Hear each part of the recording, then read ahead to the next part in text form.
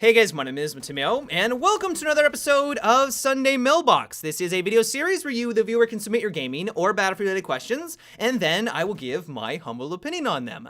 To get the formats out of the way real quick, if you would like to submit your own question that could be featured in an upcoming episode, you can do so by leaving a comment down below or by sending me a Facebook and Twitter message. The first question for today comes from Charles, and it is, what do you miss from Battlefield 3 that wasn't in Battlefield 4? I gave this one a lot of thought because, admittedly, there aren't a lot of differences between the two games. There are subtle differences. For example, mechanically, most weapons in Battlefield 3 hit harder up close compared to Battlefield 4. There are some vehicles like the tank destroyer that we don't have in the most recent version. But for the most part, Battlefield 4 is just a bigger game compared to Battlefield 3 with more stuff. And so if I had to nail it down to a single thing that I miss most are the infantry-focused maps. We do have lockers, there is Operation Metro, you could even argue maybe Flood Zone fits this category, but in my opinion, one of the best things about the Battlefield 3 version is that there was more variety in the maps that we had, and really, I think that the infantry-focused ones were incredibly well done. Maybe I'm just looking through nostalgic goggles. Maybe I can't remember all of the myriad of problems that were present on these maps, but even when I go back and play Battlefield 3 and I join one of them, or I join like a close quarter DLC rotation or Aftermath, all of them were simply incredible. Aftermath was probably one of my favorite DLCs ever in the Battlefield franchise. Right up there with Bad Company Vietnam, because the maps that they designed were perfect for infantry gameplay. They were incredibly well done. We don't really have anything like that, at least in my opinion, in the Battlefield 4 version. And while I'm not trying to say that I hate Battlefield 4 by any stretch of the imagination, I mean, I literally made a video a couple of days ago describing how I think that Battlefield 4 has become one of the best Battlefield games that has ever been released because of the support with DICE LA, but I still truly do believe that one of the things that they just nailed back in Battlefield 3 was the design of their maps, at least when it focused around infantry gameplay. The next question is, do you think that Ubisoft should add a Team Deathmatch game mode into Rainbow Six Siege? This is a pretty controversial topic because on the one hand, you have people like you that like the idea of having TDM. It would allow you to warm up, it would allow you to get comfortable with the controls, especially if you're maybe new to first-person shooters or you're just simply new to the game. Having a TDM where you can just respawn in, get comfortable with the weapons and the recoil pattern, like that sounds like a good step for Rainbow Six Siege. But then on the other side, you have more of the hardcore community that think that this would be an abomination to the franchise and it has no business being in Rainbow Six. I can see both viewpoints. One thing that the hardcore community has going for them, or one argument, is that the maps are not designed around this type of game mode whatsoever. They built Rainbow Six Siege from the ground up around offense and defense. You identify where the enemy is located, you breach on in, you have that epic battle around the objective, and one team wins or loses.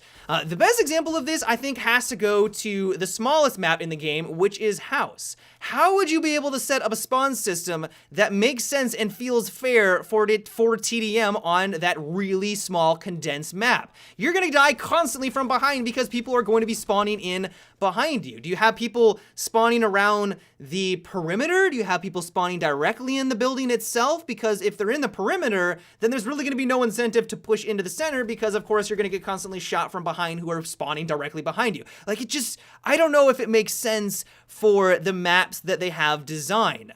The counter argument to this though is that even games like Counter-Strike, which are definitely not designed around TDM, I mean they're the biggest competitive first-person shooter out on the market, those maps are designed around offense and defense, but even they have a TDM mode that allow people to get adjusted and comfortable with the weapons and the controls before they jump into competitive.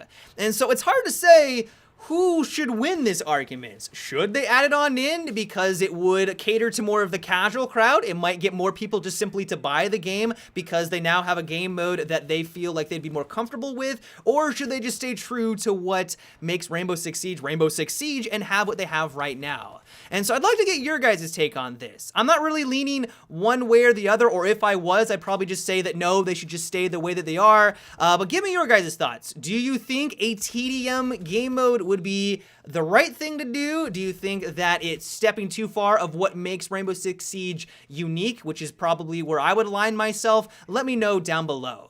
The next question comes from James, and it is, what do you think about Fuse Cluster Charge shooting 3 grenades into a room instead of 5? Fuse is one of those operators where I have a hard time nailing down if he's more in the overpowered category or if he's more mediocre, simply because people just haven't given it enough time to understand how to counter him. I've had rounds where he has been completely worthless, or he's actually been a detriment to the offensive team because he killed the hostage. I've also been on some rounds where he just inserts his balls into a room and all 5 enemies die with 1 cluster charge. I'm literally talking about an ace, 5 kills with 1 gadget. Sounds pretty much overpowered. Personally though, I don't really have much of a problem fighting against this operator. Sure, there are every once in a while where all of a sudden a random hockey puck will land at my feet and I'll die, and it'll be very frustrating, but as long as I'm observant to my surroundings, and as long as I understand that there is an enemy fuse on the opposing team, I'm normally able to escape those situations with my life no problem. My fear of bringing it down to 3 cluster grenades instead of the 5 though, is that we run the risk of making the operator useless. There are a lot of amazing classes in Rainbow Six Siege, and one of the things that sets them apart and makes them awesome are, of course, the weapons they have at their disposal, but mainly the gadget that they're able to use. The gadget defines the class and the operator, and as soon as you kick it in the face, we run the risk of making that operator just obsolete. Look over at someone like Tachanka or IQ. They have pretty much the same weapons as all of the other classes. Some might argue that IQ has some of the better weapons in the game, but the reason why no one runs her and the reason why no one likes to use these classes is because their gadgets are very lackluster. And so in my opinion, I feel like it's too early to tell if he is just blatantly overpowered. Personally, I don't think it is that far. I feel like once people have a better understanding of how to counter him, they'll realize that he's more of a room disruptor. He's gonna get people to move inside the room, which may open up a kill for you and your team,